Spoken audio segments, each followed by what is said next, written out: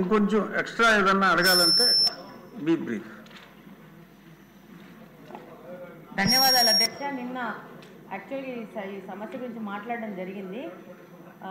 కాకపోతే విప్పులు question and answer చేయొద్దని చెప్పడం వల్ల ఇది ఆల్రెడీ ఉన్న క్వశ్చన్ నిన్న 1 minute అడగడం జరిగింది. కానీ లోకేష్ గారు, చంద్రబాబు నాయుడు గారు, స్పీకర్ గారు, డిప్యూటీ స్పీకర్ గారు చొరవతో కాన్స్టిట్యున్సీ సంబంధమైన సమస్యలు విప్పులు మాట్లాడుకోవచ్చు అని చెప్పి కాన్స్టిట్యున్సీకి సంబంధించిన విషయాలు మాట్లాడొచ్చని పర్మిషన్ ఇవ్వడంతో ధన్యవాదాలు తెలియజేసుకుంటున్నాను అధ్యక్ష.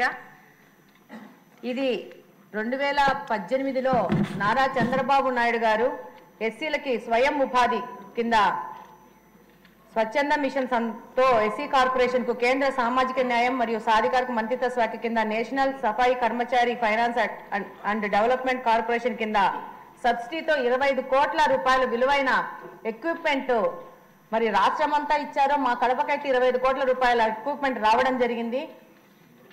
అందులో భాగంగా electric autos, mechanised drainage cleaning and machines, garbage lifting autos ఇవన్నీ వచ్చి ఉన్నాయి అధ్యక్ష. కానీ 2019 జనవరి ఫిబ్రవరిలో ఈ ఎక్విప్మెంట్ రావడము, అంతలోనే ఫిబ్రవరిలో ఎలక్షన్ కోడ్ రావడంతో ఈ ఎక్విప్మెంట్ని లబ్ధిదారులకు పంచలేకపోవడం జరిగింది.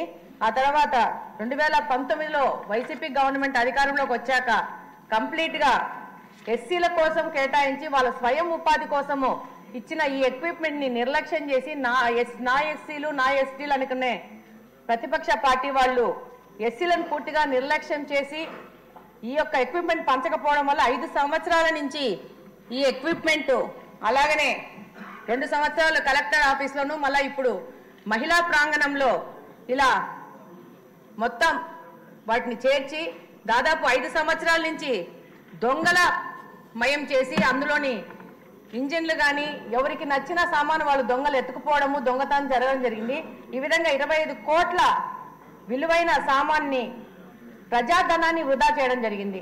అధ్యక్ష, మీ ద్వారా మంత్రి గారిని కోరుకునేది ఏంటంటే ఇందుకు బాధ్యులైన వాళ్ళని విచారణ చేసి అలాగనే దీనిలో ఏ అధికారులు నిర్లక్ష్యం వల్ల ఇంత ప్రజాధనము వృధా అయిన దాని మీద సంపూర్ణ విచారణ చేసి వాళ్ళ మీద వాళ్ళు ఒకవేళ రిటైర్ అయినా కూడా యాక్షన్స్ తీసుకోవాల్సిన అవసరం ఉందని మీ ద్వారా మంత్రి గారిని కోరుకుంటున్నాను అధ్యక్ష.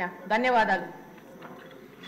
క్వశ్చన్ నెంబర్ 221 గిరిజన సంక్షేమ శాఖ మంత్రి.